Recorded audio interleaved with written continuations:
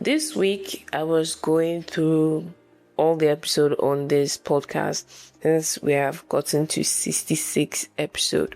I was just going through all the episode and I came across one of the longest episode I've ever done, and that was 50 something, like 52 minutes, and that was Personal Finance Part 2, Episode 11. And I said maybe I should just break it out because 52 minutes is kind of intimidating. So I decided to take a part from that 52 minutes, and it covers money mindsets. This episode, Money Mindset, was gotten from the full episode, which is the Personal Finance Part 2. So if you love what you're listening to, you should totally go check out Personal Finance Part 2, which is episode 11. Okay, so the next session, we want to talk about mindset, money mindset. This topic is supposed to come first, but I did not want to talk about it first because I want you to understand what personal finance is and what I'm talking about before talking about mindset. And mindset is it's not like a step process, it's not like a how to. It's more like just talking about how a mindset affects your personal finance, your financial literacy. Mindset and why it matters. Mindset is just basically how you think and feel about money, which influence your financial decision. So if you are the type of person that feels like, we can never be rich because you have a rich family, or we have like a mess of mindsets, chances are you might never be rich because your mindset is already messed up. Because mindset plays a very important role. I don't know if you have seen an infographic that shows the difference between a poor man and a rich man is the mindset. Yes, privilege plays a very big role. I'm not going to deny there's no such thing as privilege.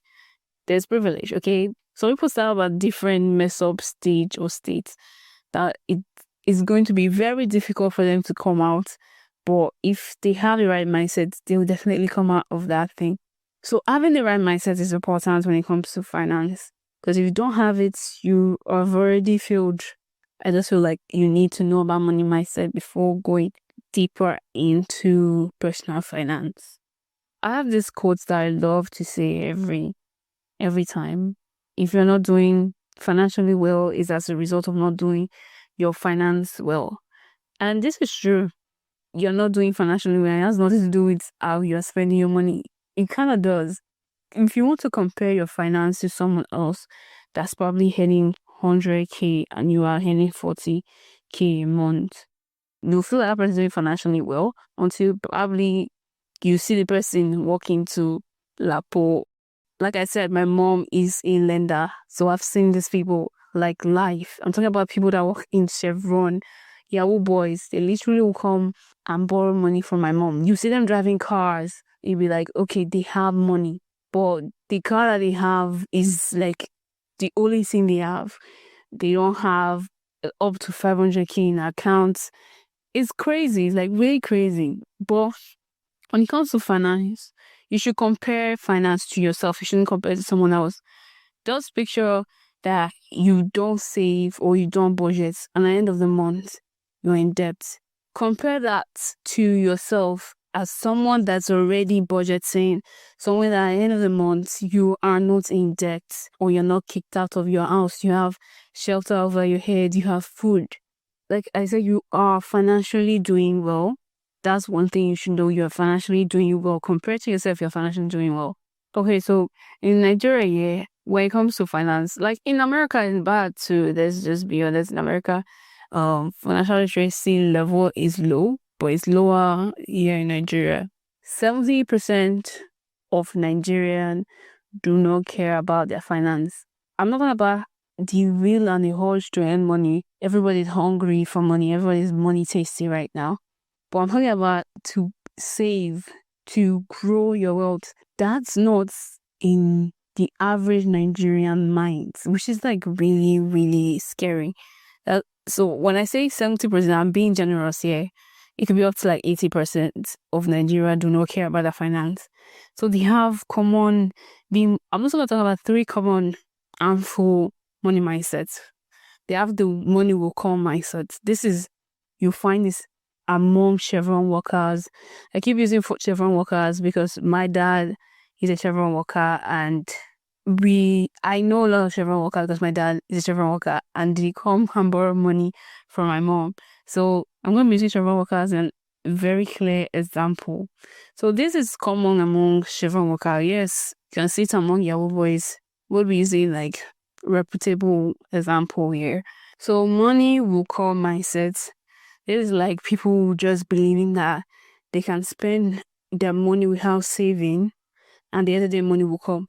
This is the reason why they will go to Lapo, go to where they're lending money and go and borrow money. Because they feel when their salary comes, they are going to pay what they owe. And you see them in a debt cycle. They borrow money before the end of the month, then pay. They borrow money before the end of the month, they pay.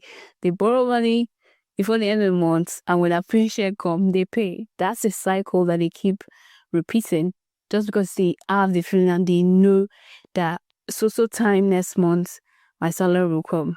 What if they pause your salary or you get fired? You don't have savings. It's on your own, debt. That's a bad mindset. You cannot grow your wealth even if you don't get fired in the next 30 to 20 years. You don't grow your wealth.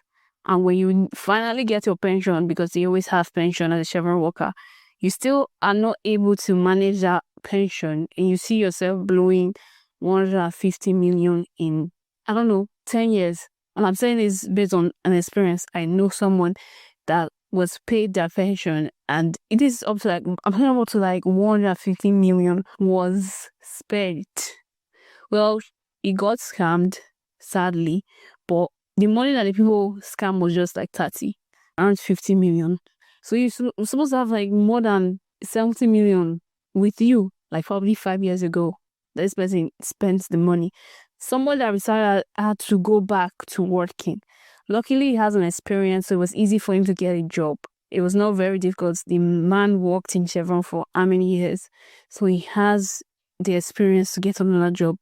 Luckily for him, he's doing some kind of contract work. So you can see that even if you have money, you are rich. A man with a poor money mindset can go broke in less than 10 years, in less than 5 years, just because he has a poor money mindset. So that money will come mindset kills a lot of people finance. It encourages you to live paycheck to paycheck without waiting for your big break or just waiting for your next paycheck. And that's not how you manage your finance. That's not how you grow wealth. That's not how you keep wealth. The money will come is a very common mindset. I've seen poor people still have these mindsets. I'm not talking about only Chevron workers. Even poor people have this mindset too. Then we have the second one. I don't know how to categorize this mindset. Will I say money is never enough? Let's just say 1 million is not enough to survive in Nigeria. Let's just quote that's the mindset. But I've heard several people say that, they'll call it a huge amount of money and be like, it's not enough. I'll be like, it's not enough. But this one is a particular quote I saw someone post on his story. I don't know if he was being serious, but it sounded like he was being serious. It was like 1 million naira is not enough. Literally, that's what he said. If you can create that belief that 1 million naira is not enough, and you are someone that's not earning close to 1 million, you're earning around 100k, and you believe 1 million naira is not enough, how do you feel about the 100k you earn? The fact that you think it's not enough to take care of your bills, that means it's not enough for you to budget and save. So you have already failed woefully. You're already living your mind, living that lavish life where you don't even have that money. The fact that you have not earned, you've not seen 1 million in your life, but you are so sure that 1 million is not enough. Maybe 1 million will not be enough for Dangote children. It will not be enough for the Adelekes, for sure. But for you, an average Nigeria, 1 million is more than enough. Unless you are taking care of 20 to 25 people, I don't see the reason why 1 million will be too small for you in a month. Okay? So 1 million is enough. It's more than enough. 100k is enough. More than enough. Someone already have this mindset. They're already failing when it comes to their finance. They are failed woefully. So if you have this kind of mindset, obviously, you don't even need to start budgeting, or you don't even need until you see that 1 million. Even when you see that 1 million, self, chances are your finance is going to be vanishing. You will not do financially well. You will not do financially better because you're in debt, trying to keep up with probably Kardashians, or trying to keep up with their daily case, trying to keep up with people that are far, far, far, far, far ahead of you. Obviously, the money will finish and you don't even know where the money went to. And that will now reinforce the idea that money is not going to be enough. Money is never enough. You need to earn more. Yes, you need to earn more. Whatever you do, try and earn more. But what you have too can be managed. Try and manage what you have too. So this mindset just leads to wasteful spending and never, ever, ever having anything as savings, investing, or whatever. So in the next 10 years, when your mates have probably started a business, money saved up for a house or to buy a car or invested, you basically don't have anything just because you believe whatever you were earning was not enough. Number 3, the most common, is even more common than money will come. The budgeting, I call it the budgeting is pointless if money is small mindset. It's a long, I'm not very good at naming things. But what this just basically means is that people don't consider budgeting because they have a small income. So whether they budget or not, they don't think anything will be left, or don't think they can save from their small income. People don't really understand budgeting. They think budgeting is just you restricting yourself, trying to save. But budgeting is more than that, especially when you already have income that's limited, okay? It's not like you have a lot of money. Your money is already restricted. You don't need to restrict yourself. You're already restricted. The least you can do is try and learn how to manage your restricted fund. Try and learn how to manage your already limited funds. So advantage of budgeting with a small income is, number 1, you don't go into debt. You don't see yourself borrowing just because you feel that your money is not able to take care of certain needs, even though you did not allocate your money well. So you don't end up borrowing money. Your money does not finish for the end of the month. If you budget your small income, that small money can still take you really far. At least before the month end, it can take you really far. But if you don't budget, that money, that small money, look like if it's nothing. Half of the month you're already begging. Half of the month you're already looking for a lady's house that you want to eat. I'm talking about all these college boys. You're looking for a lady that cook so you eat from them or eat in their house. Just because you have no eating. You are sucking Gary. You're eating 101. Or if not 010. That's because you did not budget. So you could not allocate your limited resources well. And thirdly, it's just going to help you reinforce managing skill. Everybody needs a managing skill. Everybody needs to manage their money. So before money comes, before the big money comes, you need to show that you can manage little. You need to show that you are able to manage little, so that when the big one comes, you're able to manage that one. We already noticed that even Chevron workers can spend their whole life not prospering with the money that they earn. You see someone retired and is still renting a house when your mate actually owns house, but you are trying to get by and you were a Chevron worker. You are even a Chevron worker mean you worked. That means they gave you money to the extent that you were old and they say, oh yeah, go. Did not give you pension. And even with that money they give to them, they still aren't able to use it. These are people that you don't longer have kids. Before they will retire you, you're already old. So all your kids are probably 20. So you're not really taking care of them, but still you're not able to manage the money you are given. It's crazy. And the reason I'm saying this, people will not understand this, but as someone that her mom is a money lender, trust me, I know what I'm saying. Okay? These things actually happen. There are people like this. We took a break, so I can tell you thank you for listening so far. And if you like this content, do follow us on Spotify and leave a like. And with that being said, let's continue. Understand money management and it will be good for you.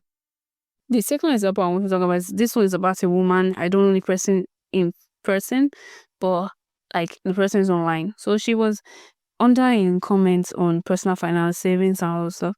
The writer was talking about how from 40K she can save 5K monthly. And people were already doing the maths in the comment section.